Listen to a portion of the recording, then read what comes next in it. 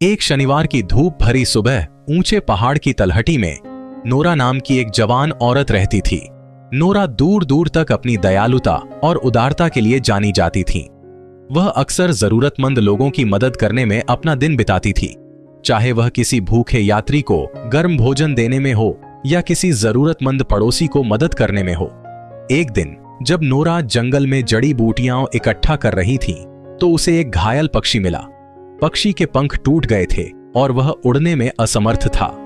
बिना किसी हिचकिचाहट के नोरा ने सावधानी से पक्षी को उठाया और उसे अपने घर वापस ले आई। उसने पक्षी के लिए एक आरामदायक घोंसला बनाया और बहुत सावधानी के साथ उसकी चोटों की देखभाल की।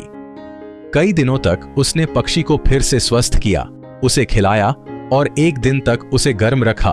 पक्षी का पंख ठीक हो गया था और वह फिर से उड़ने के लिए तैयार था। जैसे ही पक्षी ने अपने पंख फैलाए और आकाश में उड़ान भरी, नोरा खुशी और संतुष्टि की भावना को महसूस करने से खुद को रोक नहीं सकी। उसने बदले में कुछ भी उम्मीद किए बिना पक्षी की मदद की थी और ऐसा करने में वह अपने और पक्षी दोनों के लिए खुशी लेकर आई थी। नोरा के दयालु कार्यों की खबर पूरे गांव में फैल गई और जल्द ही दूर दूर से लोग मदद मांगने के लिए उसके पास आते।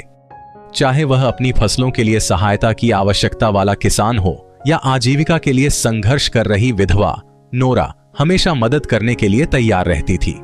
एक दिन गांव में एक थका हुआ यात्री आया। उसके कपड़े फटे हुए थे और उसका चेहरा चिंता से भर गया था। वह नोरा के पास गया। उसकी आंखें मदद की गुहार लगा रही थीं। उन्होंने समझाया, मैंने एक दुर्लभ जड़ी बूटी की तलाश में दूर दूर तक यात्रा की है जो मेरी बीमार मां को ठीक कर सकती है, लेकिन मेरे पास पैसे खत्म हो गए हैं और मुझे डर है कि मुझे यह कभी भी समय पर नहीं मिलेगा। बिना किसी हिचकिचाहट के नोरा ने यात्री की खोज में मदद करने की पेशकश की। वह उसे जंगल की गहराई में ले गई जहां कहा जाता था कि यह दुर्लभ जड़ी बूटी उगती है। कई दिनों तक उन्होंने उच्च और निम्न खोज की, जब तक कि अंत में उन्हें मायावी पौधा नहीं मिला। यात्री बहुत खुश था, लेकिन उसके पास बदले में नोरा को देने के लिए कुछ नहीं था। मैं तुम्हारी दया का बदला नहीं दे सकता, उसने कहा। उसकी आवाज कृतज्ञता से भरी हुई थी, लेकिन मैं वादा करता हूं कि मैं आपके कार्यों के बारे में दूर दूर तक फैलाऊंगा ताकि दूसरों को आपकी निस्वार्थता का पता चल सके। नोरा ने मुस्कुराते हुए अपना सिर हिलाया। उन्होंने कहा, मैं बदले में कुछ नहीं मांगती। मैंने आपकी मदद की क्योंकि यह करना सही था। याद रखें, सच्ची दया दिल से आती है, न कि इनाम की उम्मीद से। यात्री नोरा के शब्दों से प्रभावित हुआ और उसने कसम खाई कि वह जहां भी जाएगा बिना किसी उम्मीद के मदद करने के उसके संदेश को जारी रखेगा। और अपनी बात के अनुसार उन्होंने नोरा की दयालुता की कहानी उन सभी को सुनाई जो सुनेंगे, दूसरों को उनके नक्शेकदम पर चलने के लिए प्रेरित करेंगे। जैसे जैसे साल बीतते गए, एक निस्वार्थ सहायक के रूप में नोरा की प्रतिष्ठा बढ़ती गई और जीवन के सभी क्षेत्रों के लोग सहायता मांगने के लिए उनके पास आते थे।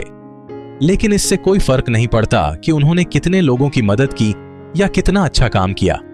नोरा ने कभी भी बदले में कुछ भी उम्मीद नहीं की। वह जानती थी कि सच्ची खुशी दूसरों को देने और उनकी मदद करने से मिलती है, न कि प्रशंसा या इनाम पाने से। और इसलिए ग्रामीण नोरा को अंधेरे से भरी दुनिया में प्रकाश की किरण के रूप में देखने आए। एक अनुस्मारक कि दया और उदारता सबसे बड़ा उपहार था जो कोई भी दे सकता था।